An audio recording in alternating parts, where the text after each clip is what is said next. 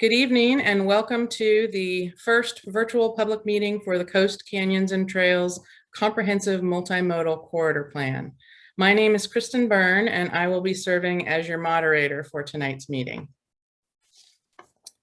Our meeting tonight will be broadcast in English with simultaneous Spanish translation. Carlos Diaz will be serving as our Spanish translator. If you would like to follow the presentation in Spanish, a link to download the Spanish PowerPoint is available in the chat. To access Spanish interpretation, please click on the globe icon at the bottom of your screen to select the language you would like to hear the presentation in. At this time, we will activate the interpretation feature. Please note that attendees may lose audio when the interpretation function is activated. If that's the case, both Spanish and English listeners will need to go to the interpretation button and select your preferred language. Just some virtual meeting guidelines for us this evening. This meeting will be recorded and the recording will be posted on the website tomorrow for those who may not have been able to attend the meeting. Microphones of all participants will be muted during the presentation. You may share comments and ask questions via the Q&A function, and that will also be recorded. And then we will have a section at the end of this presentation for you to ask questions and comments later in the presentation. I'd like to now introduce Vice Chair of SANDAG's Transportation Committee, San Diego District 7 Council Member Raul Campillo, to provide us with some opening remarks. Welcome, Council Member. Thank you so much, Kristen, and good evening to everyone. Welcome to our first public meeting for the Coasts, Canyons, and Trails Comprehensive Multimodal Corridor Plan. That's a mouthful there. I'm proud to represent District 7 at the City of San Diego City Council, and that includes neighborhoods that are in the corridor, including Tierra Santa and Miramar. I want to take a moment to thank all of you for joining us to learn more about our transportation needs and, more importantly, our goals for this important corridor. As the people who live, work, play, or simply travel through this key corridor in our region, you are the ones that experience the challenges with travel and mobility firsthand. And this corridor, which all of you know, is particularly unique. It's centered around the State Route 52, and it's one of our region's primary east-west corridors connecting East County to major employment centers in Kearny Mesa and University City. The corridor includes a diverse array of housing, from higher density communities to the west to more traditional communities in the eastern part of the region. The corridor also contains some important natural and recreational resources. Rose Canyon, Santee Lakes, and my favorite, Mission Trails Regional Park, which is in my district, are all part of this corridor. The goal of this corridor plan is to enhance the transportation systems throughout the area while preserving the corridor's unique characteristics. It will look at all modes of transportation to determine how they can work together to help us all get around easier and in a more sustainable way. We want the community to be a part of this planning process, so I encourage you all to voice your opinions on the transportation opportunities that we will discuss tonight and share them with your neighbors and colleagues, and of course your elected officials, including people like me who are on the SANDAG Transportation Subcommittee. We also invite you to learn more about why transportation planning is needed to create cleaner, faster, and fairer transportation systems for San Diego County. These comprehensive multimodal corridor plans are in alignment with San Diego Forward, the draft 2021 regional plan. They are helping us answer questions like, what do we want our region to look like in 2050? How can we ensure that all residents can travel equitably? And of course, how can we do all this while improving the environment? The work we do at SANDAG, like the 2021 regional plan and these corridor plans, tackle these key questions and provide a blueprint for sustainable future that will serve all San Diego residents in our region. Thank you again for joining us tonight. It's my pleasure and honor to serve you. Thank you very much. And with that, I'll turn it back to you, Kristen. Thank you, Council Member. This slide shows the topics that we'll be covering in our presentation tonight. We will be talking about and giving you some information on the regional plan update, and then we'll focus a bit on the overall program for the comprehensive multimodal corridor plans. And then we'll dive into the Coast Canyons and Trails corridor plan. After we get through the presentation, we will have the time for questions and answers, and our project team is available to answer things for you. Our objectives for tonight's meeting are to educate the public about the Coast Canyons and Trails Corridor Plan, to provide information about different potential transportation solutions in the corridor, and to seek input on these potential solutions and inform the public about additional public engagement activities. Tonight, we're going to be doing a series of Zoom polls through the presentation. And this question here, we wanted to start this to get you used to the Zoom polling function and also help us with our outreach and how we're reaching you. So we'd like to hear from you about how you heard about this workshop, and you can check all that apply. From the SANDAG website, at another SANDAG meeting, a virtual engagement site, social media, the SANDAG e-blast, other electronic news sources, newspaper ads, a community group or organization, word of mouth, or if you found out about it some other way, you can check other and please post in the Q&A. We'll give you a few moments to answer this question.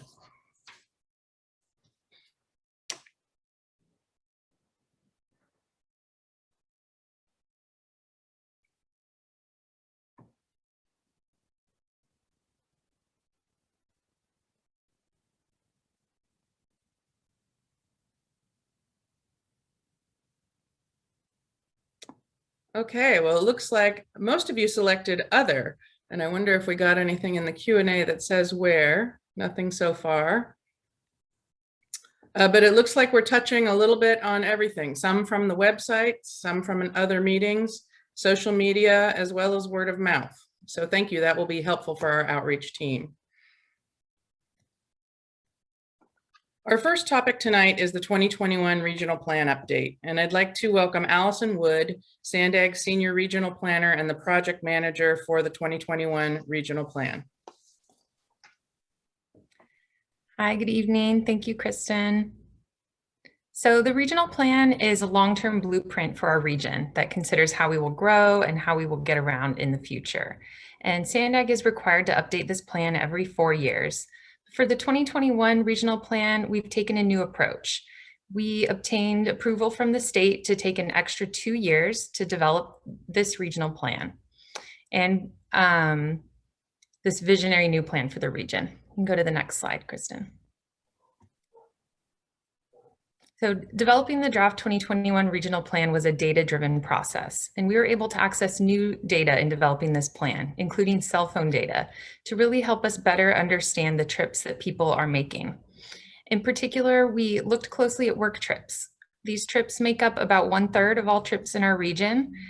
They're some of the most predictable, and they cause a lot of the congestion in our region.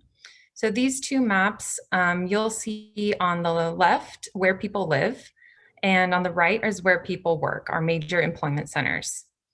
Beyond work trips, we also use data to analyze other types of trips that people are making to major destinations, our military bases in the region, from the border, and to school.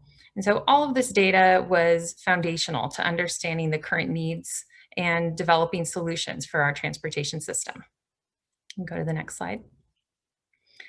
The plan is centered around addressing three main challenges that we have: reducing congestion, improving social equity, and meeting our state and federal mandates, specifically related to reducing air pollution and greenhouse gas emissions. And so the result is a transportation system that is faster, fairer, and cleaner. Next slide. The key strategies for this transportation system are called the 5 big moves.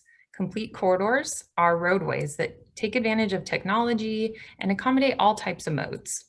Transit Leap is a transit system that is convenient and truly connects people with where they need to go. Mobility hubs are areas in the region where most people live and work today and where growth is planned for in the future. These are also areas that are anchored with transit stations and will provide safe, convenient options for accessing transit. Flexible fleets are a variety of services that provide options to driving alone. Everything from microtransit, van pool, and rideshare to small vehicles like bikes, scooters, and other micromobility. And finally, the Next OS, or the Next Operating System. This is the technology that allows us to better manage the system and allows us to use apps to access services and obtain data to inform our planning and operations of the system in the future. Next slide, please. So now let me show you how this all comes together. We have a complete system of managed lanes on our highways. We have improvements on our rural corridors to integrate technology and improve safety. We have a passenger rail system connecting those major trips in our region, light rail and rapid improvements connecting many communities across the region. We have our mobility hubs where many of these services come together. And you'll see later in the presentation today how these strategies can be applied to this corridor area in particular. So the draft 2021 regional plan is currently out for public review and comment now through August 6th. And we invite you to join us in an upcoming public hearing. We have one happening this Friday, July 16th at our Transportation Committee, and another one next week with our SANDAG Board of Directors at 9 a.m. on Friday, July 23rd. And you can learn more about the plan and how to submit public comments on our website at sdforward.com. Thank you. And now I'll hand things over to Katie Hendrick. Allison. I'll be providing a primer on comprehensive multimodal corridor plans, or CMCPs. Next slide, please. So what are the CMCPs? In September 2019, the SANDAG Board of Directors allocated $40 million to develop 12 corridor plans throughout the region. The CMCPs build upon the regional plan and take a more detailed look at transportation in selected areas of the region. Think of them as a blueprint for the corridors with an implementation plan to meet the corridor's needs. 5 of these corridor plans are currently being developed as a joint effort between SANDAG and Caltrans, with input from local jurisdictions, partner agencies, and community stakeholders. The yellow section at the top of the map is the North County Corridor, which includes State Route 78, Palomar Airport Road, and more. The large purple section is the South Bay to Sorrento Corridor, the largest of the 5. It includes Southern Interstate 5 and 805, State Route 75, and Coronado as well. The blue section in the lower left of the map represents the Central Mobility Hub. The orange section on the right-hand side of the map is the San Vicente Corridor, which includes State Route 67. And last but certainly not least is the Coast Canyons and Trails Corridor. And this is the green section that cuts horizontally through the center of the map and includes State Route 52 and the Freeway portion of State Route 67. The CMCPs use travel and demographic data, community plans, and public input to develop multimodal transportation solutions to provide better access to jobs, education, and services.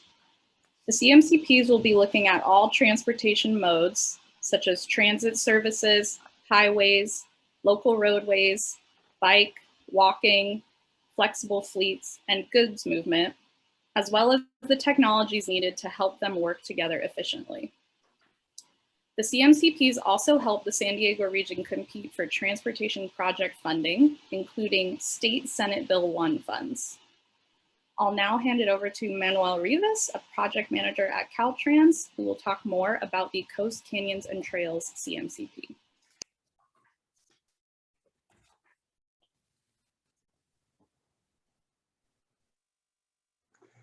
Good evening, and thank you, Katie.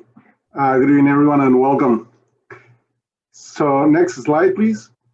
As we saw before in the map, this green dark area is the main focus of our studies, and it encompasses the full length of State Route 52 and also the southernmost part of State Route 67.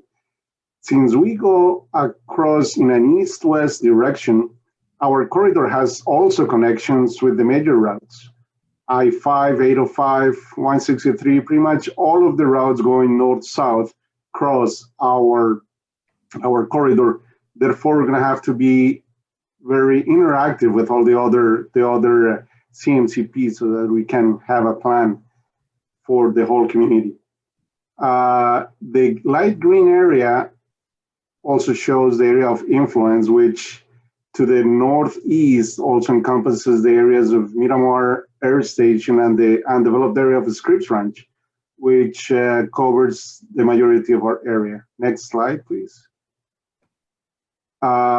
We, under our area, cover the cities of San Diego, Santee, and El Cajon, and also areas of the Canyon of San Diego. We have existing transit services that include portions of the green and orange trolley lines, and we have multiple local bus routes that serve the local communities of Santee, and some that also connect to the west of the county. Our area, as you can see near the triangle between 163, 805, and 52, encompasses two of the major employment centers, Kearney Mesa and University City, which is close to Sorrento Valley too. So these two employment centers, together with the Convoy District, are the biggest attraction for most of the trips that take place within our corridor. We also provide, this corridor also provides connections to activity centers such as the Marine Corps Air Station, to universities like UCSD, to the northeast, and even though not necessarily next to it, it also provides communication to San Diego State. In addition, towards the middle of our area, we have major attractions as the Mission Trails Park that has a lot of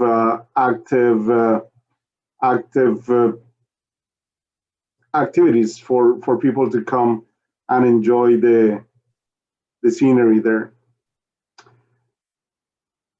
As we will see in other slides in the front of this, we will see that the employment centers are located to the west of our area, and most of our trips are generated to the east.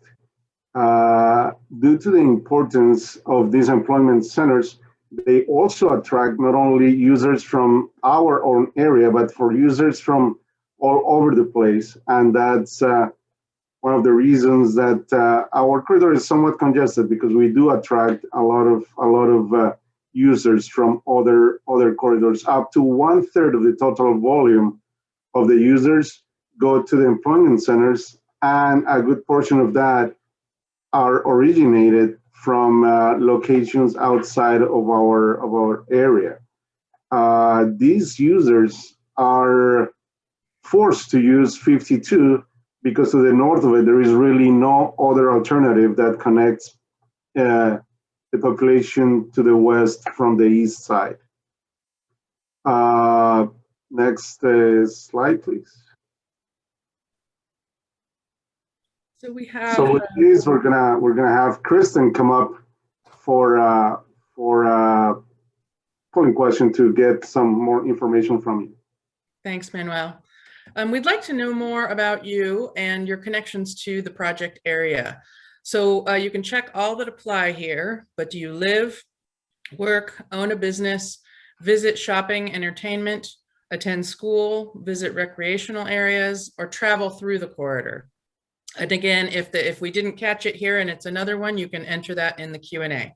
We'll give you a second to answer this.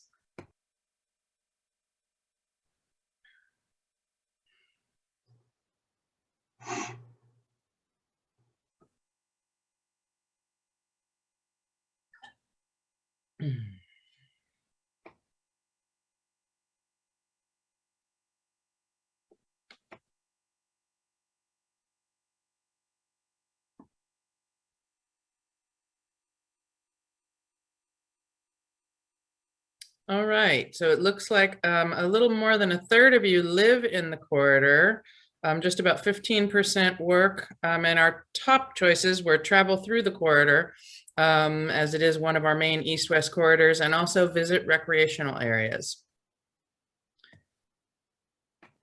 And then someone posted that they, in the Q&A, that they use the corridor to go to beaches in La Jolla or to surf. So that's great. We have a variety of people and users in the corridor. So now I'll turn it back over to Manuel so you can continue your presentation. Thank you, Kristen.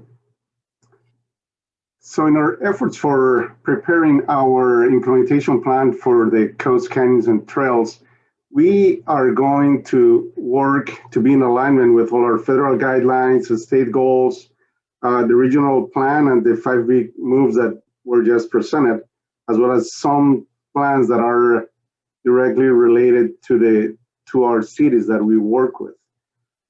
But before we can do that, we need to see what it is that we are up against. So in this corridor, because it is so diverse, we have a good list of challenges and deficiencies. Because of the connectivity of our route to all major routes in the county, as I said, we do attract a very high percentage of what we call drive-through users that are connecting the housing areas to the east, to the major employment centers to the west of the county. Also, our corridor lacks the presence of high-speed transit options. And even though we do provide some active transportation facilities, we do have gaps that don't provide a full connection east-west. Also, in this era of technology, our corridor lacks some of the technology and information package along our route. So not only that, but also the terrain, as you must have driven in this area, you can see that the climb at the summit is pretty steep, and it also presents a challenge. Now, the good thing about all these challenges is that they become opportunities for us to look into them and to provide a better system overall for our users.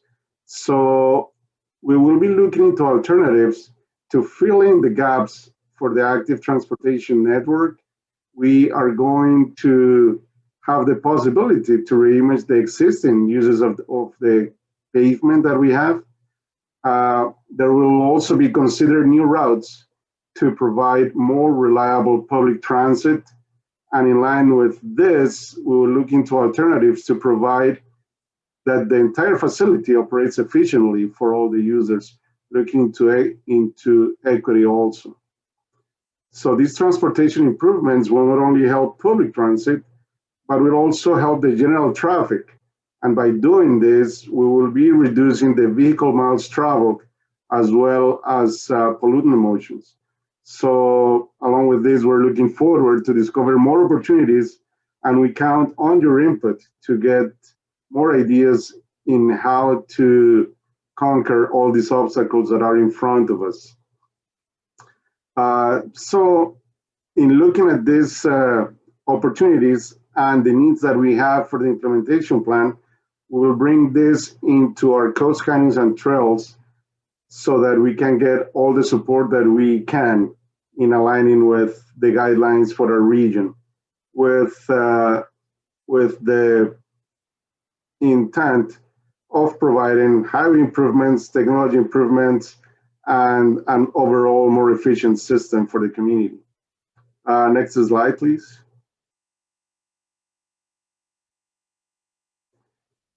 So by doing this plan, we are looking into achieving the goals that we are listing here. We want to make sure that our plan will improve the transportation safety for all the modes that we are studying. We want to make sure that it provides an attractive multimodal system for all users, that it promotes environmental stewardship, as well as supporting a vibrant economy for the region. We want to make sure that it fosters livable and healthy communities, promoting social equity, and that it provides an efficient, resilient, and innovative approach to develop a transformative project for the region. The development of this CMCP starts with knowing the current demographics and the transportation conditions of our corridor. So as we have been talking, next slide, please.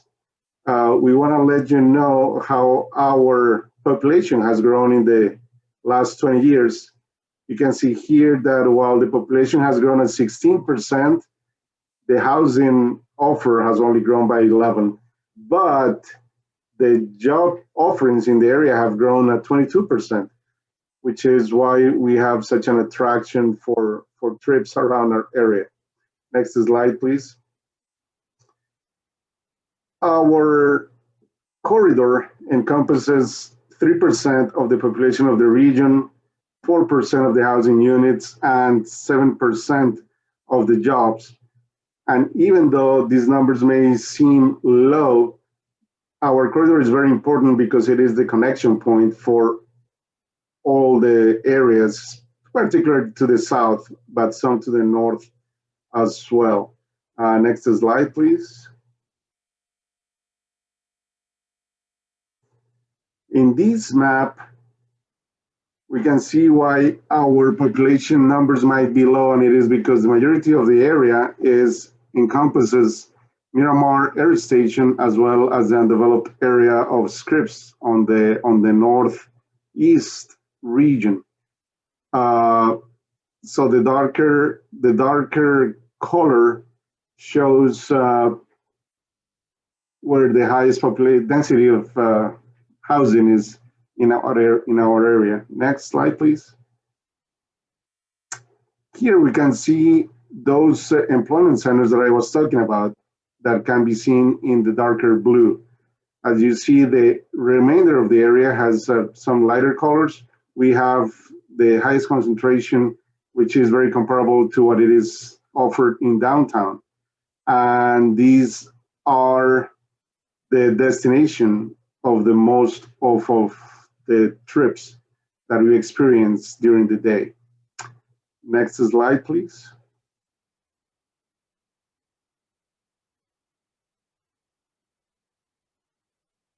In making sure that we provide an equitable system for all, we want to make sure that we look into the composition of our population. And we see that our region holds 2% of the region's low-income population, which is pretty much located in the same regions to the north, west, and the southeast.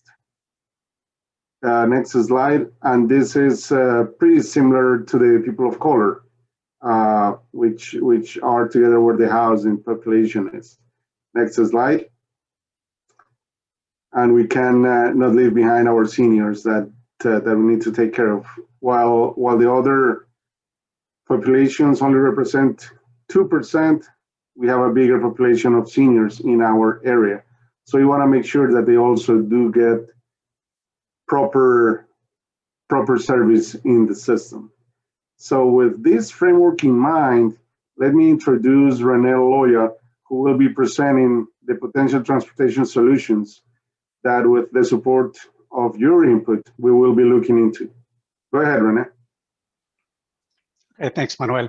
So yeah, I'll be discussing the potential transportation solutions for our corridor. So we can go to the next slide.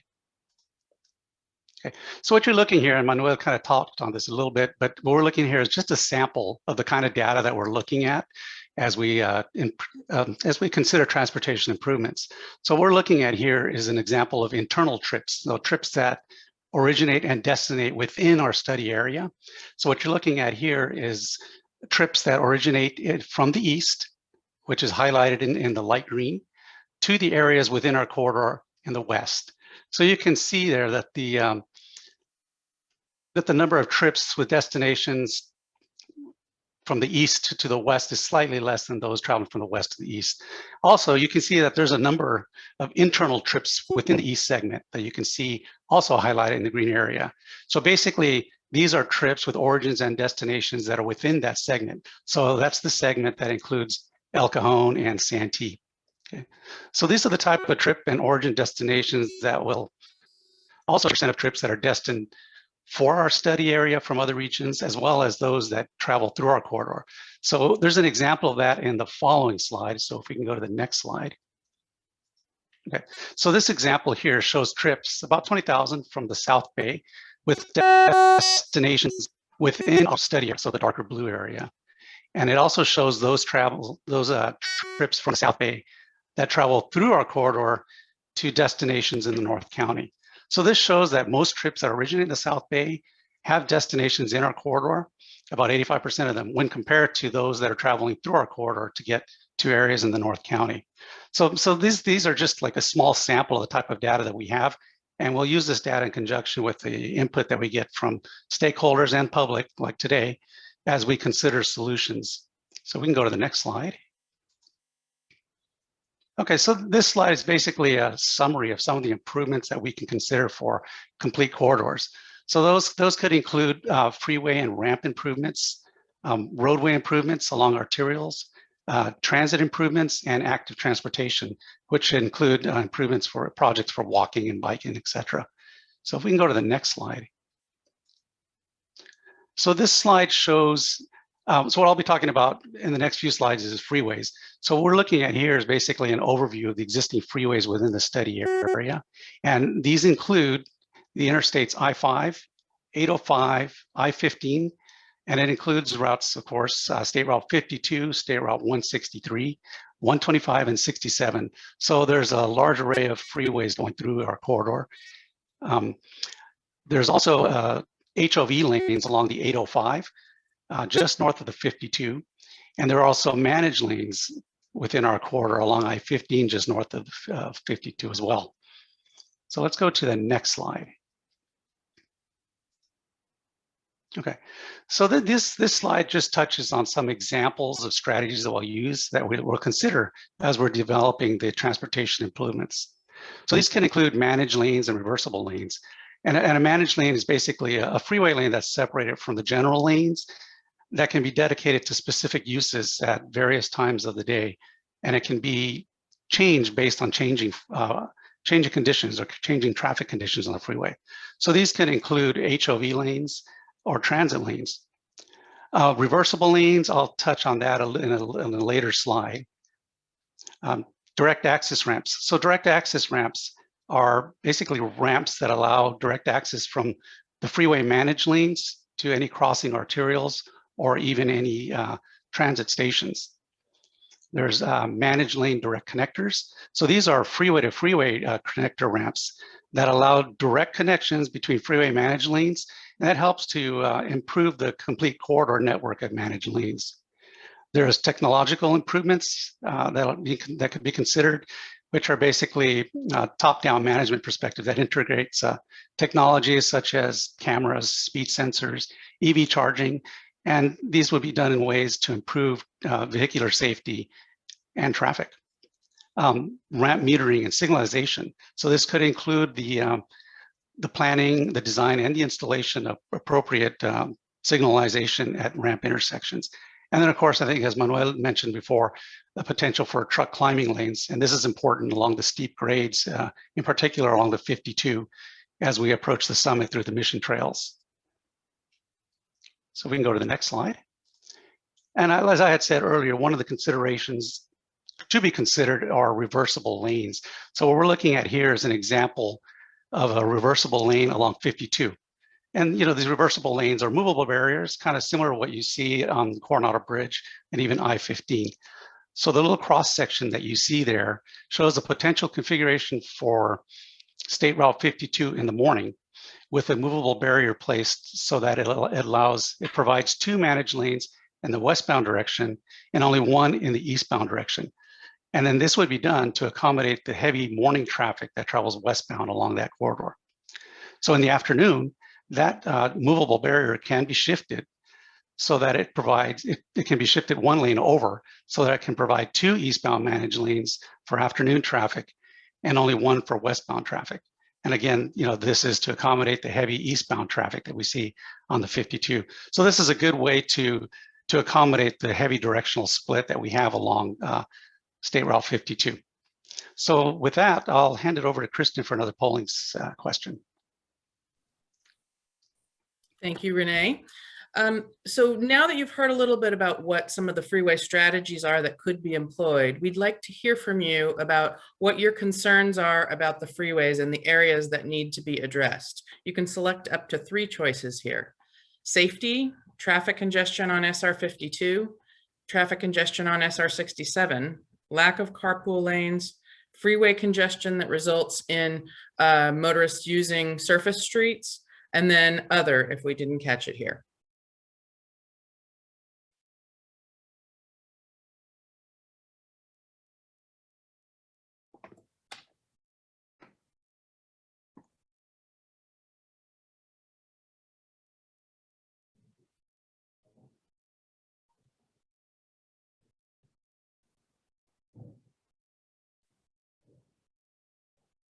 All right, we have traffic on 52 is the winner here. I don't know if that counts as a winner, but the biggest concern.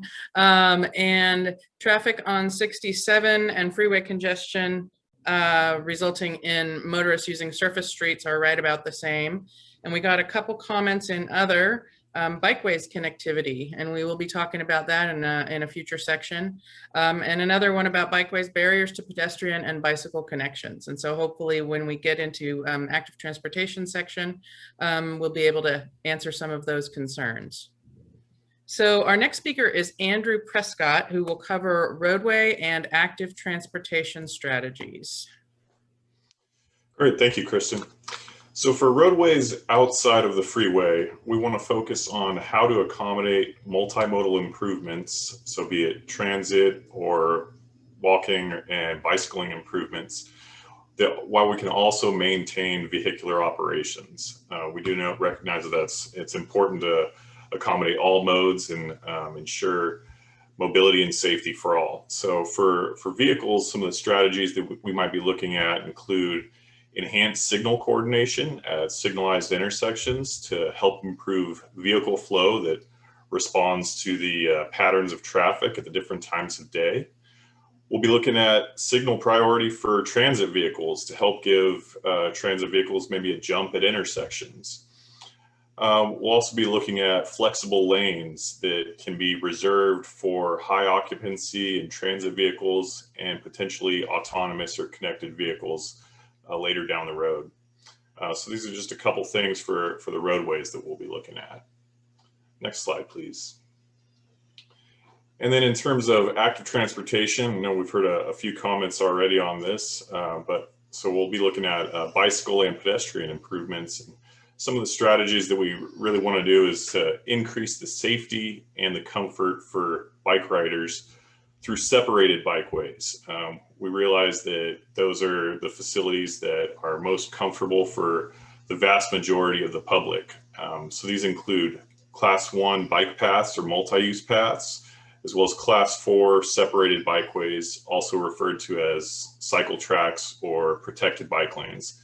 And these are depicted at the images on the right side of your screen there. So we'll also want to look at improving pedestrian mobility and comfort in some of the higher activity areas. It's likely where we'll want to focus those. So these might be around your major employment centers, your mobility hubs, which will be discussed a little later on, and future transit stations. Some of the pedestrian improvements may include enhanced crosswalks, so like high visibility crosswalks depicted in the image at the bottom of the screen. Advanced stop bars that help push the vehicles back a bit further from the crosswalk and create better sight distance and better separation. Pedestrian countdown signal heads that indicate to pedestrians how much time they have remaining to cross the street, as well as wider sidewalks and accessible curb ramps. Next slide, please. So now we're depicting the existing bikeways in the region and the study area. And as you can see, it's largely comprised of various blue lines, and these depict your traditional bike lanes, those 5 to 6 foot lanes on the shoulder of the roadway. These are, provide a space that are dedicated for cyclists, but they're not really separated from vehicles. So the average user may not feel comfortable riding in these on most roadways. So the separated bike facilities that are currently in place consist of Class 1 bike paths, and these include the recently completed segment of the Rose Canyon bike path, which is just adjacent to Interstate 5 at the west end of our study area, as well as the SR52 bikeway between Santo Road and Tierra Santa, stretching down to Mass Boulevard in Santee, and then several bike paths around the Santee Town Center and San Diego River there. So while we do see some separated facilities, we don't have them connected and throughout the area and not necessarily serving all the destinations. So next slide, please. And here we're depicting the existing facilities as well as those that are already planned through different documents that the jurisdictions throughout the study area already have. So be it the different community plans such as Kearney Mesa or Claremont Mesa, or City of Santee or City of El Cajon for mobility elements and active transportation plans. And we do see an increase in separated facilities. Those are your class 1 and class 4s depicted in the orange and the pink colors. Notably, we do have that continuous SR52 bikeway that spans all the way from I-5 in the west down to Santee in the east and connecting with the San Diego River Trail. And there are additional protected facilities planned throughout Claremont, Kearney Mesa communities, as well as unincorporated county of San Diego to the east.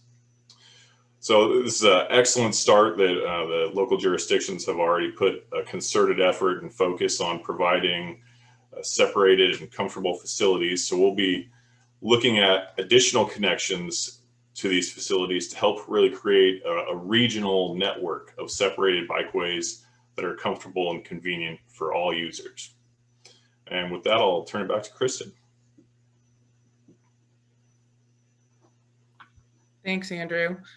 We have a couple more polling questions, and this is asking you about what measures it would take to make active transportation something that you would consider. So the first one, if you are able to ride a bike, what would it take for you to consider riding a bike instead of driving? Separated bikeways, more route destination choices, public access to e-bikes, a bike share program, secure bike parking, sufficient bike transport on transit, or other. We'll give you a few minutes or a few seconds to answer that question.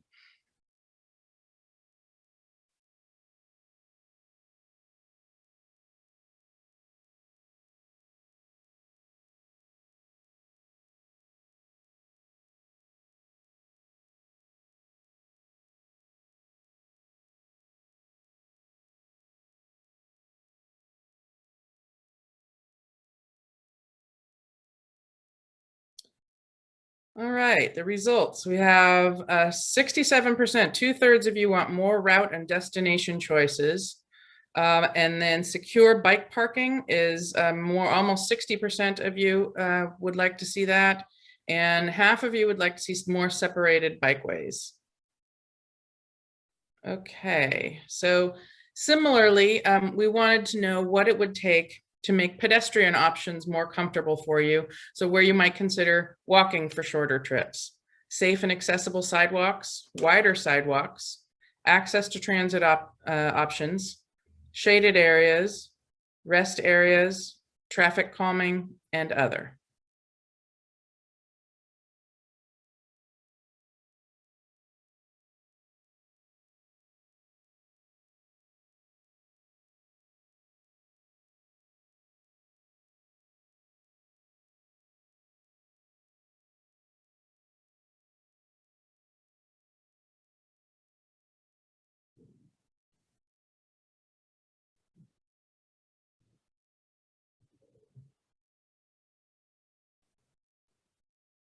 All right, nearly everyone, 93% wants safe and accessible sidewalks and crossings. And then access to transit options was another popular choice with 70% and 71% choosing that. And then traffic calming, something that would help slow traffic down and make pedestrians feel more comfortable. So thank you all for your input on that. All right, I am now going to turn it back to Renee so he can discuss transit strategies. Okay, thank you, Kristen. So I'll talk shortly about some key concepts in transit strategies, and they include the next gen rapid, which was covered earlier, but this is basically SANDAG's vision for new bus services and deploying bus rapid transit type surface in more comfortable and high-tech vehicles. There's dedicated transit lanes, and these are basically roadway lanes that are for bus only, and they could be or at specific times of the day based on demand. Or they can be on a freeway managed lane. They can be along the side of a freeway or within the middle of the freeway in the managed lanes. Some examples that we have in the region of BRT and dedicated transit lanes would be the South Bay Bus Rapid Transit and the Mid-City Rapid, which are shown on this slide. So let's go to the, oh wait, one more thing, yeah, the Transit Leap. So Transit Leap is basically a northeast, west, south connections that can provide a potentially a complete network of high capacity, high frequency transit services that connect the major residential areas with employment centers throughout the region. So these could also include fast regional rail service. So with that, let's go to the next slide. Okay, so this slide shows the existing transit system within our study area. And this includes the following. It includes the MTS trolley green and orange lines. And those currently serve Santee and El Cajon, but their east-west connectivity is primarily to the south of our corridor along Mission Valley.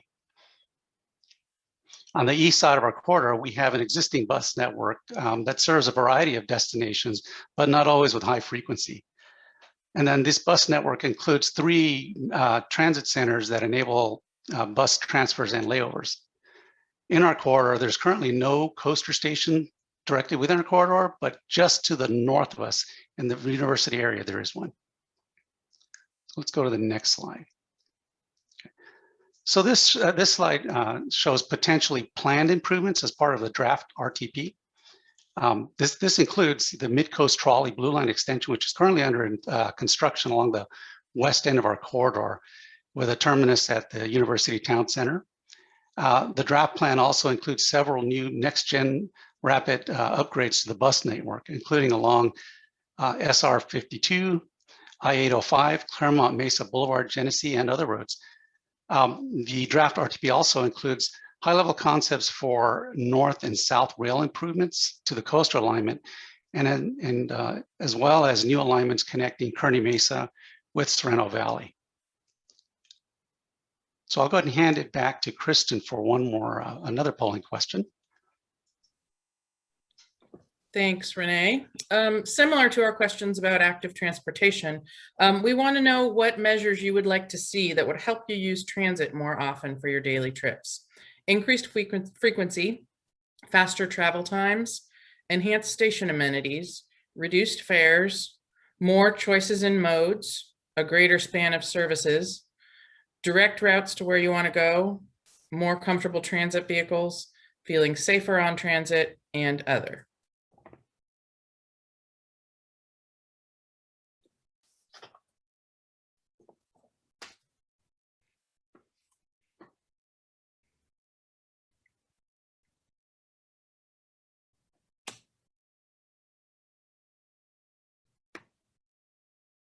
All right, it looks like the most popular is direct routes to where I need to go, followed not far behind by increased frequency and faster travel times. And then there's a comment on other saying internet on transit so I can work on my commute. So thank you, that was very helpful. I'm now going to turn it over to Catherine Thibault, who will talk about mobility hub and flexible fleet concepts. Thank you, Kristen, and good evening, everyone. So our last strategy tonight is the Mobility Hub and Flexible Fleet strategy. So as Allison briefly mentioned earlier, mobility hubs are areas within San Diego where there's a higher concentration of activity, either by being residential development, employment centers, or key destinations that bring people in and that attract people and create a lot of trips within and to those areas. So SANDAG, as part of its 5 Big Move efforts, has already identified regional hubs based on the data, the cell phone data and census data.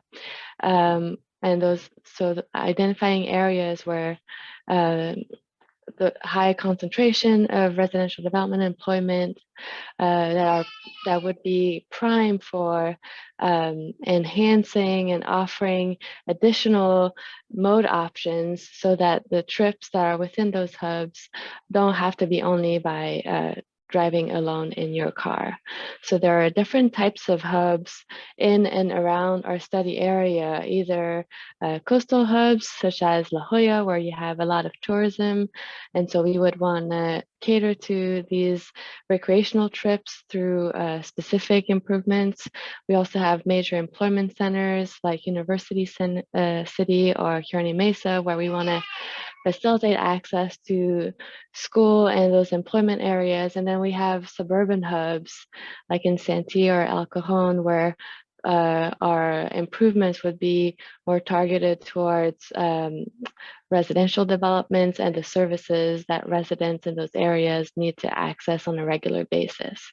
So every hub is unique and have different characteristics, and then would require different improvements and strategies. Next slide, please.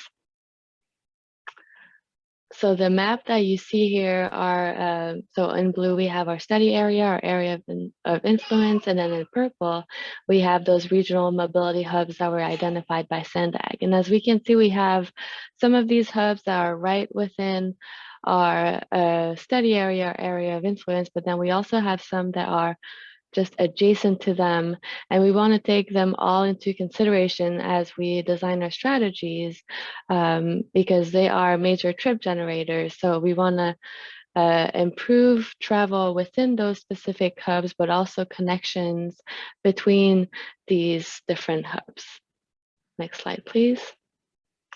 So what we're going to work on as part of this comprehensive multimodal corridor plan is refine those hubs that were identified by SANDAG through their data analysis and identify smaller areas where you have higher concentration of residents or employment or activity in general, and then support all those trips that happen within these areas through improvement to first and last mile connections, so helping people access their transit stop or accessing a bike path, through the deployment of flexible fleets, which Alison also mentioned, which are all kinds of different services like rideshare, scooter share, or even shuttles that you could request within that hub and then get picked up or dropped off still within that zone in a very short time.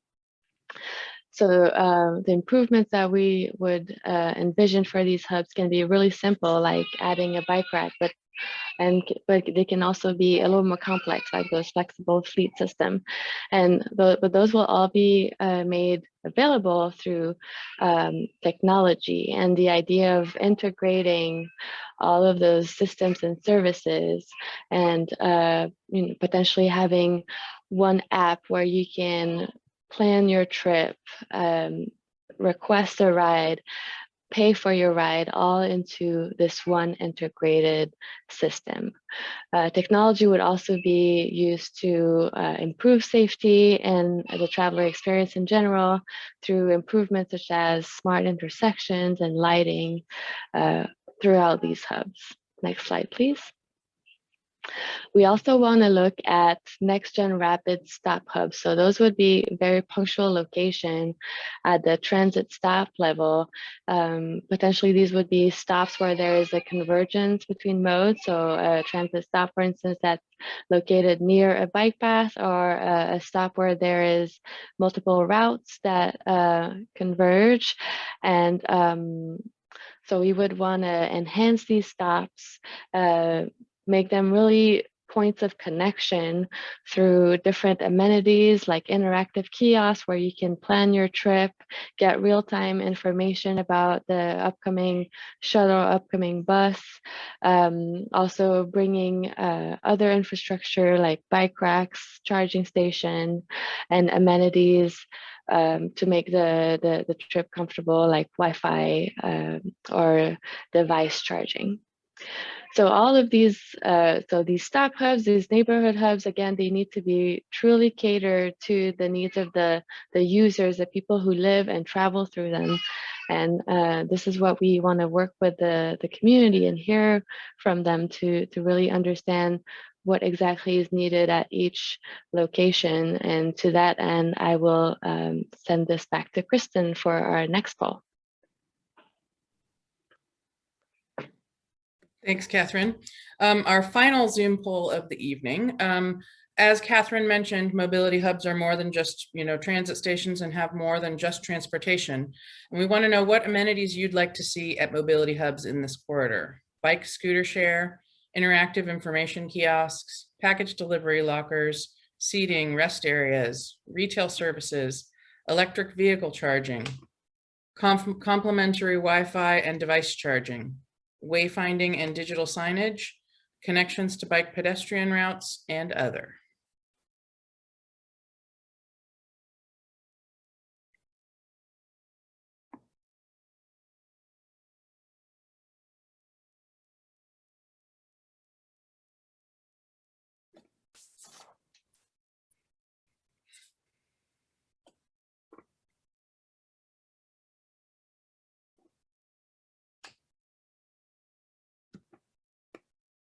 Okay, so it looks like connection to bike pedestrian routes is the most important amenity you'd like to see, with seating and rest areas also showing well, and complimentary Wi-Fi and device charging. So that's our final Zoom poll tonight, but I did want to touch on a couple of other ways that we would like to gather community input over the next couple of months before our next public workshop. SANDAG and Caltrans have created a virtual engagement site with the address you can see on the bottom of this slide. And the purpose of this is to provide you with updated information and provide ways that we can actively solicit your feedback. So there's a couple ways that you can participate on this site. There's a survey that asks questions about different transportation issues within the corridor. There's an interactive map function, and I'll go into that a bit in the next slide. And also a comment form where you could submit a comment or a question. You can also sign up to receive email notifications and project updates on this so that you can make sure that you're notified when we have public meetings or when there's documents to review or things like that. So this is a screenshot of the interactive map function on the virtual engagement site. As you can see, it's our corridor here, and you see the icons that are on the map, and those represent comments that people have already made on the map. To use this, you would go into the map, you can zoom in to a very specific location, pick the topic of your comment, and then pin it on the map and put any additional comments that you would like the team to know in that comment box. The different types of comment topics are environmental, traffic, transit, bike and pedestrian, goods movement, and then general comments and suggestions.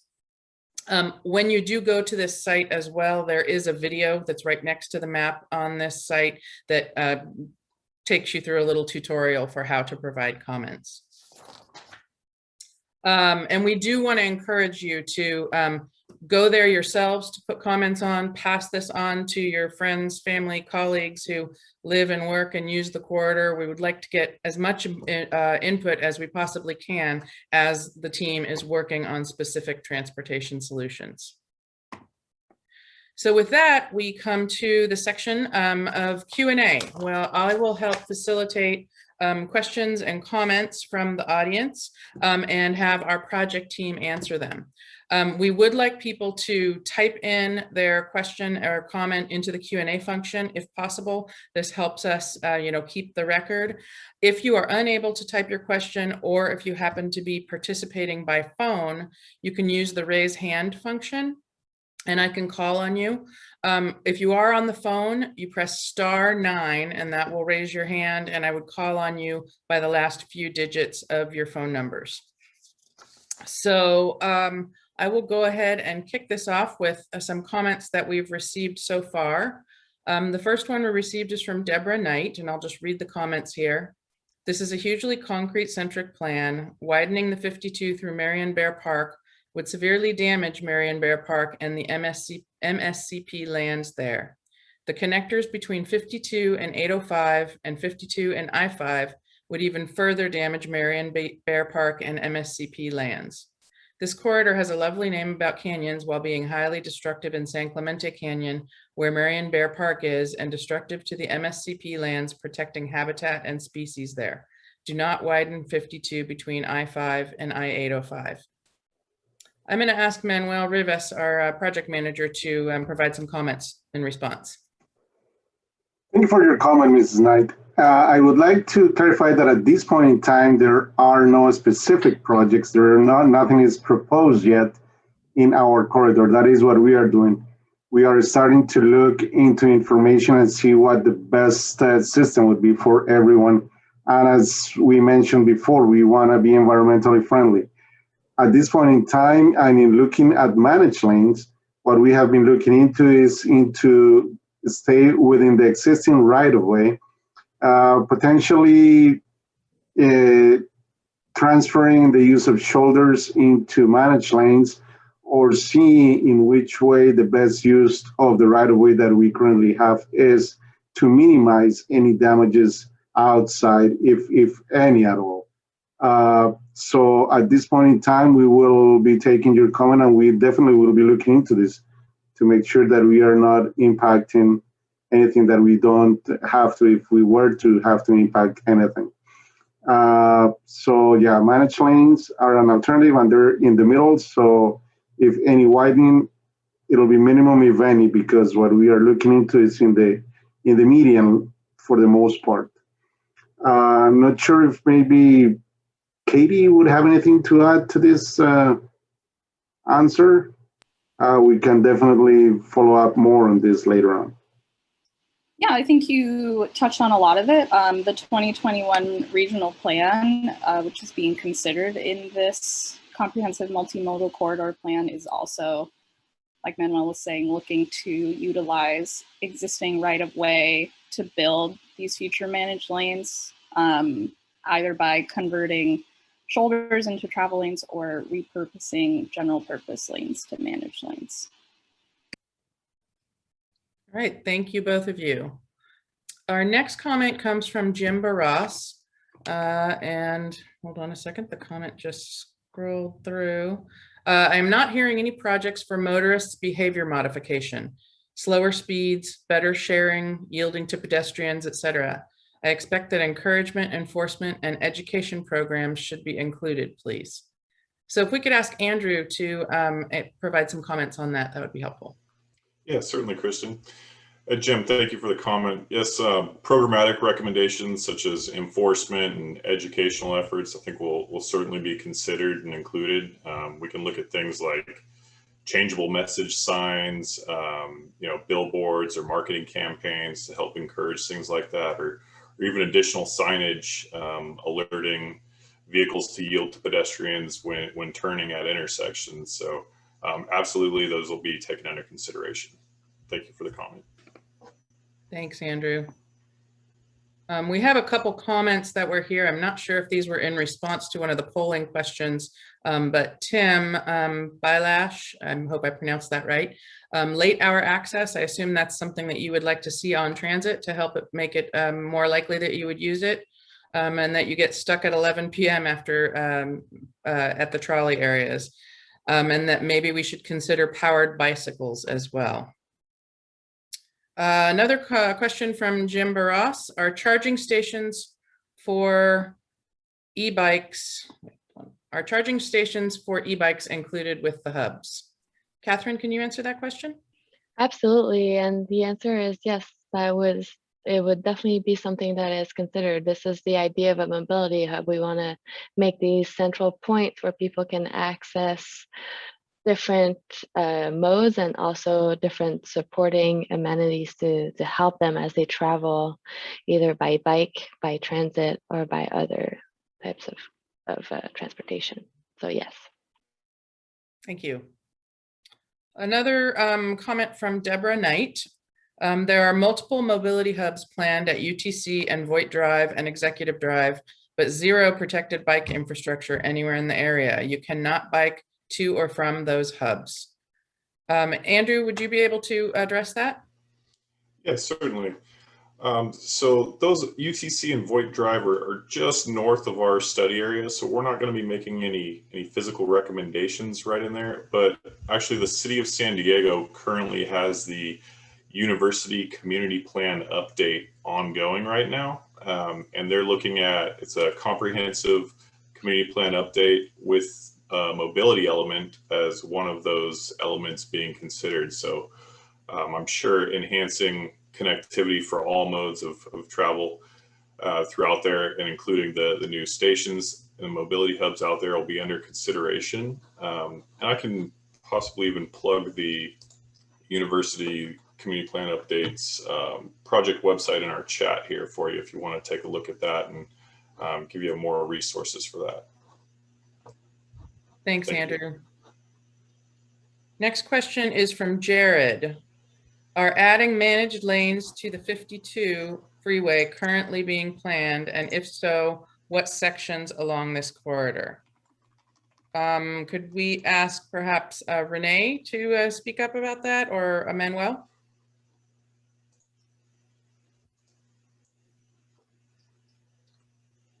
Go ahead, Renee. Oh, okay, so we both popped on.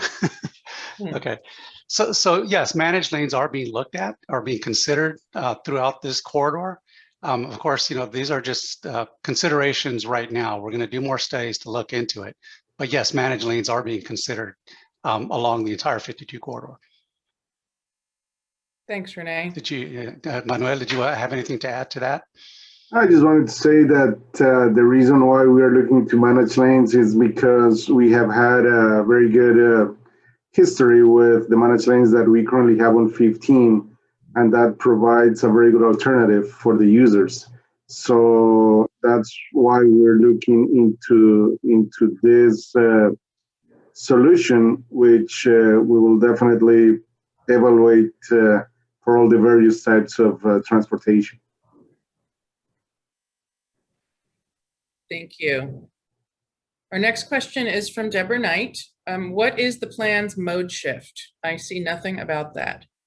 I'd like to ask Rachel Kennedy, who is our CMCP program manager, to address this question. Sure.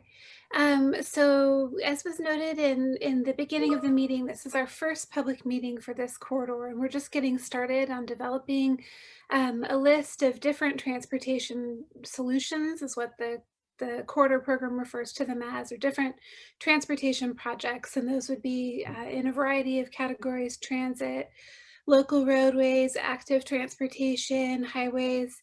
And once we have developed those projects, we'll be coming back at the next public meeting and sharing those with you and getting some input.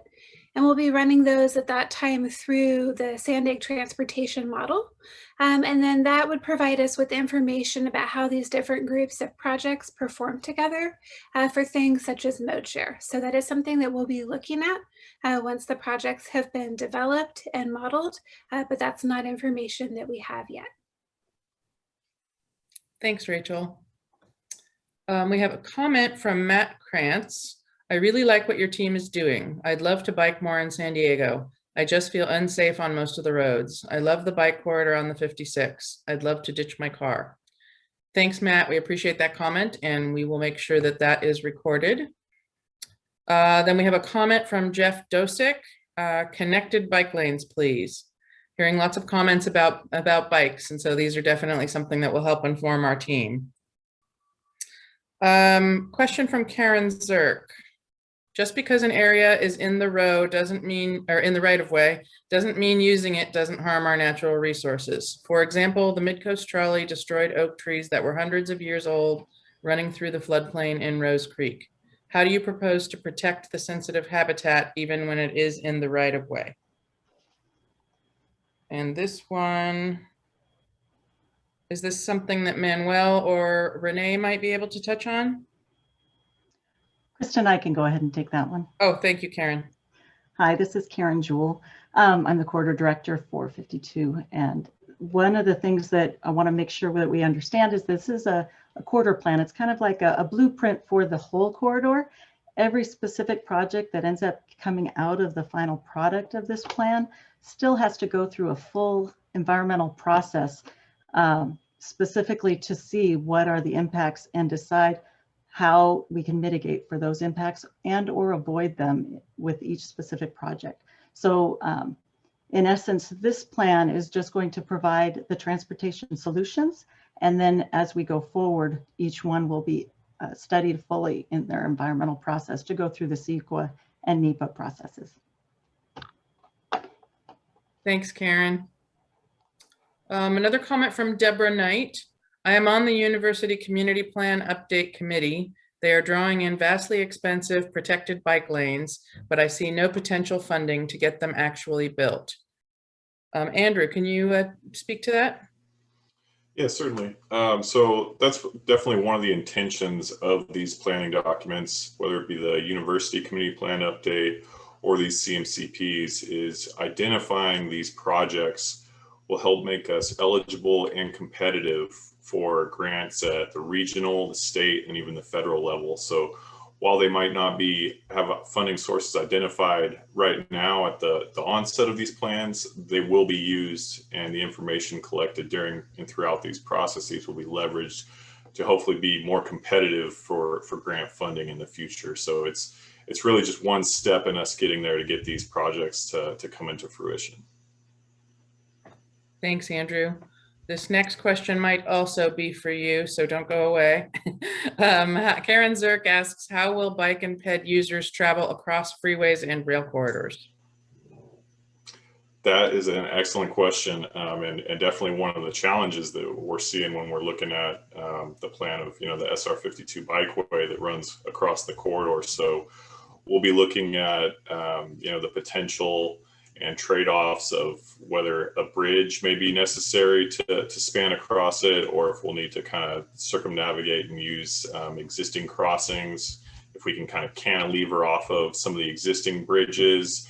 I think it's going to have to be a really case-by-case basis as we approach each of those at the project level, but that's definitely one of the challenges. So we're definitely open to input if you have suggestions on how to overcome these, but something that's on our radar. Thank you. Thank you. So we have a question from an anonymous attendee. How does Vision Zero factor into this corridor plan? Is it an analysis criteria? Are the criteria weighted? And does this weigh highly? Rachel, do you have anything you can add on this one? Sure. Or Andrew, or potentially Andrew? Sure, I can jump on. Yeah, I was just going to say, so we have not established any prioritization criteria for how to, separate or pick which projects should come forward. Safety though is definitely a very common and very highly weighted criteria in most projects that I've been involved with, and I know that SANDAG and Caltrans hold high regard for. So I'm sure that that'll be a component, and definitely your input today and kind of mentioning this will help move that along further. So thank you. Rachel, if you want to add to that at all. I think you covered it well. Thanks. Great. A comment from Matt Krantz. Now with e-bikes available, you can get to pretty much any place within our corridor. We just need safer routes that are more protected. Thanks for your comment, Matt, and we'll make sure that that is recorded and forwarded to the project team. And then we have a question from Jim Barras. A major barrier for bicycling east from the Rose Creek Trail is the rail lines. Can we get across there somehow? And Andrew, I think you addressed that a bit in an earlier question. I don't know if there was anything you wanted to add. Yeah, I'll just add that was a great project that's been recently completed. So we'll definitely want to figure out a way to tie in the planned SR52 bikeway into that Rose Creek Trail, which is located just west of the rail corridor. So definitely it's a barrier that's existing and something that's on our radar, and we'll look at different methods, whether that be, again, kind of cantilevering off of the on-off ramp or interchange there, or potentially another bridge location. So we haven't got there yet, but that's something we'll be looking at. Thank you. Thanks, Andrew. You were busy tonight. Lots of questions about bicycle access. Like it. Thanks. Okay, I see no other open questions or comments. Give one last call in case anybody wants to enter something.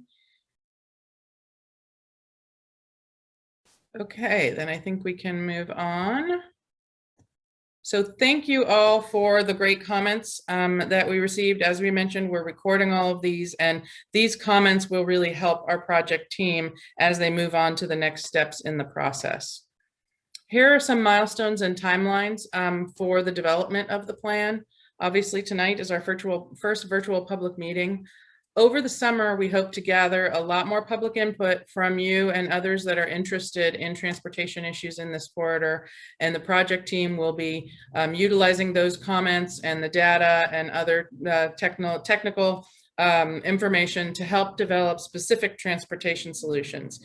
Tonight, we talked a lot about kind of the general strategies and concepts, but what we hope to be presenting in the fall at our second virtual public meeting is a suite for each of these categories of specific projects that we could recommend that would help improve the transportation issues in the corridor.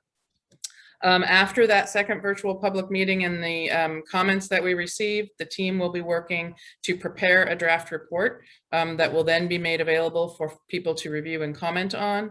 That is expected later in the fall. And then in the winter of this year, we anticipate presenting the final report to the SANDAG Board of Directors.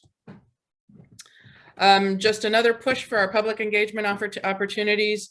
We have a QR code down here at the bottom that will take you to the webpage for the Coast Canyons and Trails Corridor on the sandag.org website.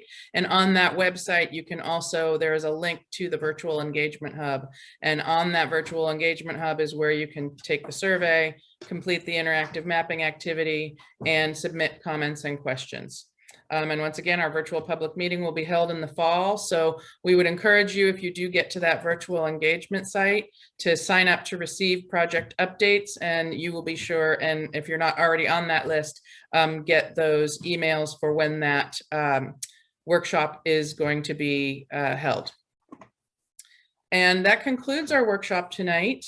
We have here listed all of the ways that you can get hold of the team, our website, email, phone and text, the virtual engagement hub, and all of the various social media channels for SANDAG and Caltrans.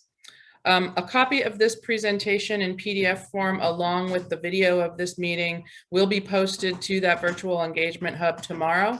So if you would like to go back and review anything that you wanted to get more information about, or if you want to let others who were not able to attend the workshop know that that's there so that they can watch the presentation and offer comments, we would appreciate that. So we thank you for your time, and that concludes our first public meeting, and we hope to see you all in the fall. Thank you.